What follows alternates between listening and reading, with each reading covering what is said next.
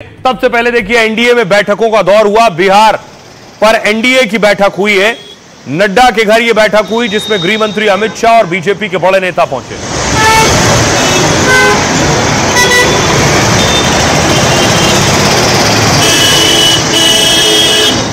उसके बाद BJP core group की बैठक हुई। विनोद तावड़े, धर्मेंद्र प्रधान, ये सारे नेता इस बैठक के लिए पहुंचे।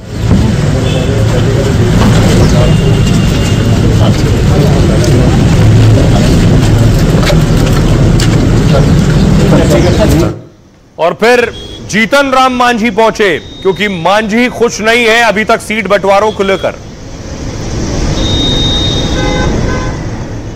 कल तक खबर थी कि चिराग खुश नहीं है, चिराग रूठे हुए हैं। आज खबर आई कि उपेंद्र कुशवाहा और जीतन राम मांझी भी खुश नहीं है।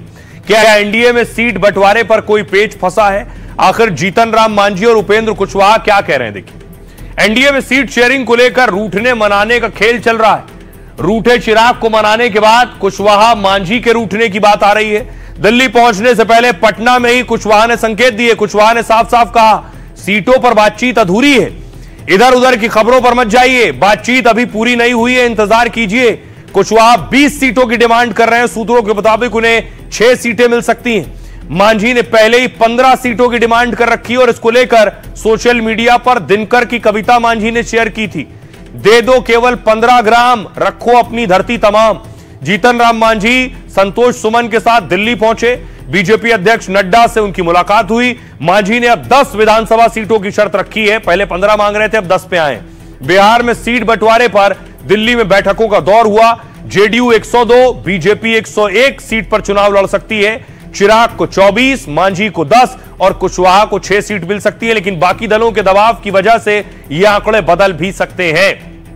आइए सुनवा रहा हूं आपको, सुनिए जरा सियासतदान क्या कह रहे हैं। बातचीत पर सहमति के बारे में सहमति अभी नहीं बनी है, बातचीत अधूरी है, बातचीत का दौर जारी है। हम लोगों ने अपनी बात शीर्ष नेतृत्व के पास, जो भाजपा के शीर्ष नेतृत्व है, जो भी हम लोग से डायलॉग कर रहे हैं, उनके पास हम लोगों ने अपनी बात रख दी है। विकल्प हमारे पास खुले हैं, सभी विकल्प खुले हैं, क्योंकि आप लोग जानते हैं एक पुरानी कहावत है कि राजनीति में न किसी का कोई दोस्त होता है और न किसी का कोई दुश्मन होता है। बहुत सकारात्मक, बहुत अच्छी चर्चा हुई है और हमने हमारे राष्ट्रीय अध्यक्ष चिराग पासवान जी को बिहार विधानसभा चुनाव के अंतिम फैसला लेने के लिए अधिकृत कर दिया है। जो भी यहाँ से गठबंधन को लेकर के, सीट को लेकर के या फिर सीट के चयन को लेकर के होगा, वो सब पे अंतिम निर्णय हमारे राष्ट्रीय अध्यक्ष चिराग पासवान जी का होगा। सब लोगों से वार्ता चल रही है और पार्टी के अंदर मंथन चल रहा है। जल्दी सब चीज आपके सामने है। सर, उपेंद्र कुशवाहा नाराज बताए? नहीं, कोई नाराजगी नहीं है, सबने अपनी अपनी बात है। चिराग पासवान खुश हो गए? सर, सब खुश। एनडीए में सब कुछ तय हो चुका है। एनडीए चट्टानी एकता के साथ बहुत ही पहले आगे बढ़ चुकी है। इसीलिए इसके बारे में मैं यही कहूंगा कि ये केंद्रीय नेतृत्व का अधिकार क्षेत्र में आता है, लेकिन ऑल इज वेल। एनडीए में जितने ज्यादा मुझे लगता है कि रस्साकशी हो रही है, हम लोग तो बहुत शांति से अपना काम कर रहे हैं। वहाँ पर तो सिर फटोल हो रहा है। चिराग कुछ बोल रहे हैं, मांझी कुछ बोल रहे हैं, कुशवाहा जी तो हमारी पार्टी में आ चुके हैं, तो वहाँ पे तो काफी रस्मकशा है। तो एनडीए नहीं, क्या इंडिया गठबंधन में भी यही हाल है सीटों को लेकर? देखिए क्या स्थिति है इंडिया गठबंधन में। महागठबंधन में भी सीट शेयरिंग को लेकर मारामारी है। 95% सीटों पर सहमति बन जाने का दावा है। 10 से 12 सीटों पर मामला अभी फंसा हुआ है। सीटों की अदला बदली को लेकर भी टकराव है। आज रात तक सहमति बनाने की कोशिश चल रही है। 1 से 2 दिन में आधिकारिक ऐलान हो सकता है। आरजेडी 134 से 135 सीटों पर लड़ सकती है। कांग्रेस 54 से 55 सीटों पर लड़ सकती है और सीपीआई एमएल 21 से 22, सीपीआई 6 और सीपीएम 4 सीट पर लड़ सकती है। मुकेश सहनी की पार्टी को 15 से 16 सीटें मिल सकती हैं। बाकी सहयोगी दलों को 6 से 7 सीटें। तेजस्वी को सीएम चेहरा घोषित करने पर माथापच्ची हो रही है। इसके साथ ही 3 डिप्टी सीएम पर भी फैसला हो सकता है। आइए आपको सुनवाऊं, सुनिए जरा महागठबंधन के नेता क्या कह रहे हैं। हम सम्मानजनक तरीके से आगे बढ़ रहे हैं। सीट शेयरिंग एक ऐसा मुद्दा है, हर कोई अपना अपना हिसाब से मानता है, तो इसमें तो थोड़ा सा समय लगता है एक दूसरे को समझने में, एक दूसरे को समीकरण समाने में। हर व्यक्ति, हर दल अपना समीकरण के हिसाब से सोचता है, तो अपने हिसाब से निकल लेंगे। अब जो आरजेडी है वो टेक्निकल आरजेडी है, पहले जो आरजेडी थी वो मास आरजेडी। अब टेक्निकल चीजों में आप फंस जाइएगा तो लेट तो होगा भैया। 2+2 मैंने तो पहले भी कहा कि अपने सभी एलाइज को सम्मान दो। कांग्रेस के हक को, कांग्रेस के रेस्पेक्ट को राहुल गांधी के रहते कोई नहीं छीन सकता। मैं आपको बताऊं, जितने गठबंधन के घटक दल है उतना उप मुख्यमंत्री की मांग, उतने उप मुख्यमंत्री की मांग हो रही है। पानी में मछली और 9 कुटिया हिस्सा, है ना। तो अभी ये अवसर ही नहीं आएगा कि मुख्यमंत्री कौन होंगे और उप मुख्यमंत्री कौन होंगे। एक और बिहार में लड़ाई आपको देखने को मिलेगी और वो है प्रचार की लड़ाई। कल तक खबर यह थी कि योगी आदित्यनाथ डिमांड में है। आज खबर यह है कि अखिलेश यादव भी बिहार में प्रचार करने जाएंगे, यानी बिहार में अखिलेश बनाम योगी होगा। आज अखिलेश यादव पीडीए के एक प्रोग्राम में थे और बाकायदा कार्यकर्ताओं और नेताओं के बीच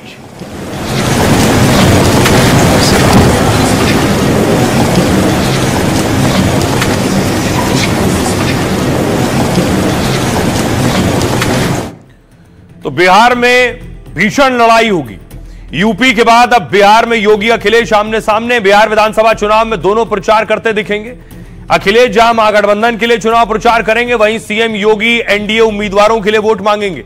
राहुल की वोटर अधिकार यात्रा में भी अखिलेश गए थे। राहुल तेजस्वी के साथ मंच शेयर किया था। इसी दौरान अखिलेश ने बीजेपी पर जमकर हमला बोला था। उनका हम लोगों ने मिलकर बीजेपी को अवध में हराया था, इस बार बीजेपी हराने की मगध में आपकी जिम्मेदारी है। अखिलेश आरजेडी, कांग्रेस और लेफ्ट नेताओं के लिए वोट मांगेंगे। राहुल तेजस्वी के साथ रैली में भी मौजूद रह सकते हैं। दूसरी तरफ योगी की सीमांचल में सबसे ज्यादा रैली होगी। 2020 में भी योगी ने बिहार में धुआंधार प्रचार किया था। योगी ने तब 18 विधानसभा सीटों पर रैलियां की थी, इसमें से 13 सीटों पर एनडीए को जीत मिली थी। इस तरह योगी का स्ट्राइक रेट 72% यानी 72% था। तब दोनों गठबंधन में कांटे की टक्कर हुई थी। तब कांग्रेस 70 सीटों पर लड़कर 19 सीट जीत सकी। कांग्रेस का स्ट्राइक रेट 27% के करीब था। अगर कांग्रेस का स्ट्राइक रेट तब योगी की तरह होता तो 2020 में बिहार में महागठबंधन की सरकार बन जाती। आइए अब आपको सुनवाता हूं, अखिलेश यादव से सवाल पूछा गया, क्या वो बिहार जा रहे हैं, क्या कह रहे हैं सुनिए। भारतीय जनता पार्टी के लोग पीडीए से घबराए हुए लोग हैं। ये जाति समीकरण को अर्थमेटिक बोलते हैं। ये क्या शब्द हैं? ये जातिवादी जो व्यवस्था लागू करते हैं उससे बचने के लिए भारतीय जनता पार्टी ऐसे शब्दों का इस्तेमाल करती है। बिहार चुनाव में जहां बुलाया जाएगा हम लोग जाएंगे। महिलाओं को बराबर का अधिकार मिले, महिलाओं की शिक्षा को लेकर के हमेशा कदम उठाना चाहिए। आदि आबादी के बिना कोई भी समाज खुशहाल नहीं हो सकता। और आइए खबरों में आगे बढ़ते हैं और अब आपको यूपी लिए चलता हूं कि उत्तर प्रदेश में योगी ने किस पर डंडा चला दिया है। इस बार योगी के इंसाफ की तस्वीर मैं आपको दिखाऊंगा। पहली तस्वीर देखिए जरा। पिछले दिनों यह तस्वीर सामने आई थी अतीक के बेटे की, अली, जो कि जेल में था और जेल में भी वीडियो सामने आ गया। अगली तस्वीर देखिए। जेल के जब अंदर चला गया तो अंदर जब उसकी चेकिंग हो रही थी यह वीडियो भी सामने आ गया। अली ये बताओ, रास्ते में कोई दिक्कत हुई? रास्ते में कहीं दिक्कत हुई अली?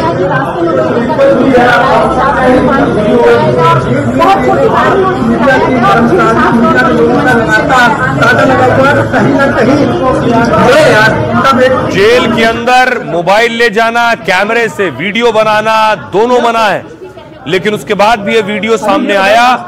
योगी तक ये तस्वीर पहुंची और उसके बाद योगी का चाबुक चला।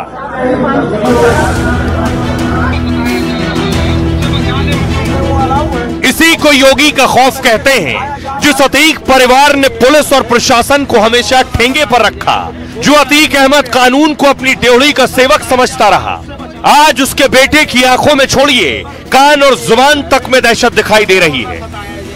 सताया जा रहा है, उससे बचा ले मुख्यमंत्री जी, और वो क्या कहेंगे। जब राज योगी का हो, राज कानून का हो, तो सिर्फ अतीक का बेटा ही काबू में नहीं होता, बल्कि उसे मीडिया से बात करने की इजाजत देने वाले भी काबू में होते हैं। मसला सिर्फ मीडिया से बात की इजाजत का नहीं, बल्कि जेल के भीतर से अतीक के बेटे अली के वीडियो का है। चाहे वो पुलिस इंस्पेक्टर हो या कोई दूसरा अधिकारी, जवाब तो देना होगा कि माफिया के बेटे का वीडियो बना कैसे। अब देखिए, उस वक्त भी सवाल उठे थे कि जेल के अंदर का वीडियो कैसे आया। माफिया अतीक के बेटे अली की बयानबाजी इंस्पेक्टर को भारी पड़ गई। सस्पेंड कर दिए गए जेल शिफ्टिंग टीम को लीड कर रहे इंस्पेक्टर, साथ ही इंस्पेक्टर अशोक के खिलाफ विभागीय जांच भी शुरू हो गई है। अली की सुरक्षा में तैनात पुलिस कर्मियों के बयान भी होंगे। अली को हाल में नैनी सेंट्रल जेल से झांसी शिफ्ट किया गया। अली ने जेल शिफ्टिंग के दौरान मीडिया के सामने बयान दिए। अतीक के बेटे की बयानबाजी को सुरक्षा में कड़ी चूक और बड़ी चूक माना गया। अली ने मीडिया से बात करते हुए सीएम योगी से अपील की थी। उसने कहा था जो होना था वो हो गया, हमें बचा लीजिए। अतीक के बेटे ने यह भी कहा था मुझे बेवजह और न सताया जाए। अली के झांसी जेल पहुंचने के बाद जेल परिसर का भी वीडियो आया। अली की फुटेज जेल के अंदर मोबाइल से रिकॉर्ड की गई, जबकि जेल मैनुअल के मुताबिक जेल में मोबाइल पर पाबंदी है। अली पर 5 करोड़ की रंगदारी और उमेश पाल हत्याकांड का केस है। उसने 2022 में कोर्ट में सरेंडर किया, जिसके बाद से वो जेल में है। अब आपको सुनवाता हूं अली का जिस वक्त जेल शिफ्ट किया जा रहा था उस वक्त वो क्या कह रहा था। निवेदन है कि अब और ना सताया जाए, जो कुछ हो गया है सो हो गया है, और जो अन्यथा सताया जा रहा है उससे बचा ले। बोलिए और बोलिए। जो अन्यथा सताया जा रहा है उससे बचा ले मुख्यमंत्री जी, और बोलना कहेंगे। अब बताइए, अपने होम डिस्ट्रिक्ट से पानी तक नहीं पीने दिया गया है। मानो क्या हुआ अली, क्या हुआ रास्ते में? पानी तक नहीं पीने दिया गया है। जेल में तो खतरा है नहीं है तो आप बेहतर जान रहे हैं, लेकिन अब होम डिस्ट्रिक्ट से इतना दूर भेजने की क्या वजह?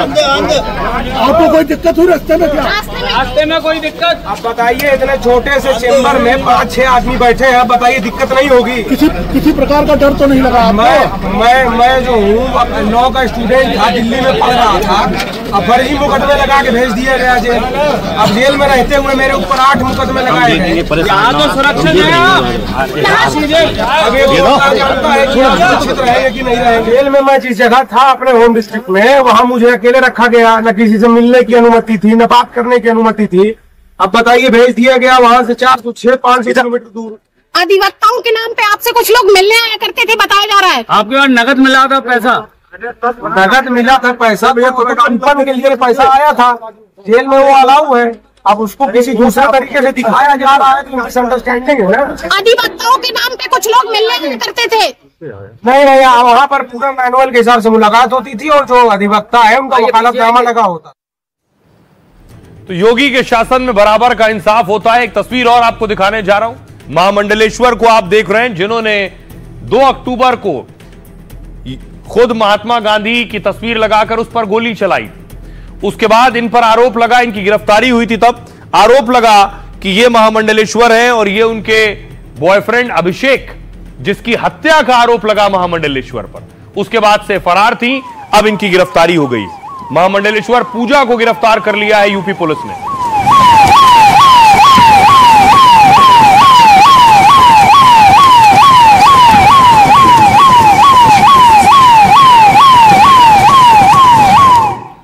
और आइए आपको बताऊं इन पर आरोप क्या थे और अब पुलिस ने क्या कार्रवाई की है। जूना अखाड़े की पूर्व महामंडलेश्वर पूजा शकुन पांडे गिरफ्तार हो गई हैं। अलीगढ़ के अभिषेक गुप्ता मर्डर केस में मुख्य आरोपी। यूपी पुलिस ने पूजा शकुन पांडे को राजस्थान से गिरफ्तार किया। पूजा शकुन पांडे पर पुलिस ने 50,000 का इनाम रखा था। आरोप है कि उसने अवैध संबंधों और टीवीएस शोरूम में हिस्सेदारी की मांग ना पूरी होने पर अभिषेक गुप्ता की हत्या कर दी। ये आप अभिषेक गुप्ता को देख रहे हैं। बताया जाता है अभिषेक के साथ पूजा के अवैध संबंध थे और वो उससे जिद करती थी उसके साथ रहे। पूजा ने अभिषेक के टीवीएस शोरूम में भी हिस्सेदारी मांगी, लेकिन अभिषेक गुप्ता ने पूजा का नंबर ब्लॉक कर दिया, जिसके बाद सुपारी देकर अभिषेक की हत्या करवा दी। अभिषेक और पूजा का परिवार पहले से एक दूसरे को जानता है। अलीगढ़ में अभिषेक गुप्ता की हत्या 26 सितंबर की रात हुई।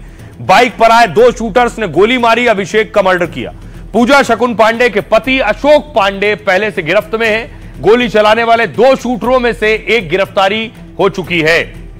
आइए अब आपको सुनवाऊं अलीगढ़ पुलिस क्या कह रही है। रात्रि को इसमें सफलता मिली है और इनको जनपद भरतपुर राजस्थान से गिरफ्तार किया गया है और इनको आज अलीगढ़ लाया जा चुका है। इनसे पूछताछ की जा रही है। पूछताछ के पश्चात आज ही इनको माननीय न्यायालय के समक्ष प्रस्तुत किया जाएगा। इस केस की बहुत ही सूचना से सुपरविजन किया जा रहा है और अति शीघ्र माननीय न्यायालय के समक्ष चार्जशीट दाखिल की जाएगी। और आइए खबरों में आगे बढ़ते हैं। आज की एक और बड़ी खबर है, पिछले कई दिनों से हरियाणा में इस पर हंगामा हो रहा है। आईपीएस पूरन और घर में उनके गहमा गहमी है। तस्वीर में आपको दिखाऊं, प्रोटेस्ट हुआ आज, बाकायदा अलग अलग शहरों में प्रदर्शन हो रहा है।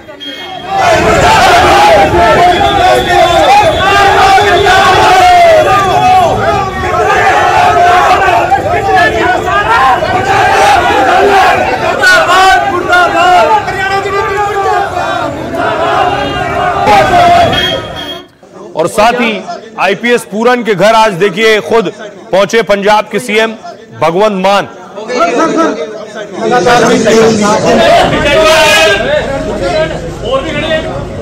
अनिल विज को आप देख रहे हैं, अनिल विज पहुंचे उनकी पत्नी से मिलने के लिए। पूर्व सीएम चन्नी पहुंचे।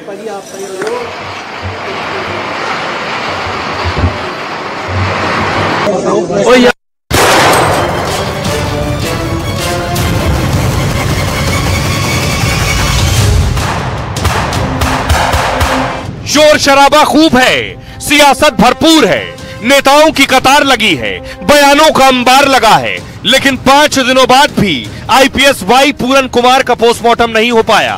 परिवार वालों ने शर्त रख दी कि जब तक राज्य के सबसे बड़े पुलिस ऑफिसर यानी डीजीपी की बर्खास्तगी नहीं होती, तब तक न पोस्टमार्टम होगा न ही अंतिम विदाई दी जाएगी। मुख्यमंत्री आईपीएस के सुसाइड के लिए जिम्मेदार लोगों पर कार्रवाई का भरोसा तो दे रहे हैं, लेकिन शायद परिवार को भरोसा नहीं हो रहा। सोचिए 5 से 6 दिन हो गए, अब तक आईपीएस का अंतिम संस्कार नहीं हुआ। वाई पूरन कुमार का आज पोस्टमार्टम नहीं हो सका। शनिवार सुबह डेड बॉडी गवर्नमेंट अस्पताल से पीजीआई शिफ्ट की गई थी। परिवार ने कहा कि डेड बॉडी को उनकी मर्जी के खिलाफ शिफ्ट किया गया। पोस्टमार्टम की पूरी तैयारी थी, लेकिन परिवार ने इजाजत नहीं दी। इस बीच आईपीएस पूरन के परिवार और दलित समाज ने कमेटी बनाई है। कमेटी का कहना है तब तक पोस्टमार्टम नहीं होगा जब तक डीजीपी और रोहतक के एसपी अरेस्ट नहीं हो जाते हैं। इधर सरकार ने रोहतक एसपी नरेंद्र बिजारिया को पद से हटा दिया है। माना जा रहा है कि डीजीपी शत्रुजीत कपूर भी छुट्टी पर भेजे जाएंगे।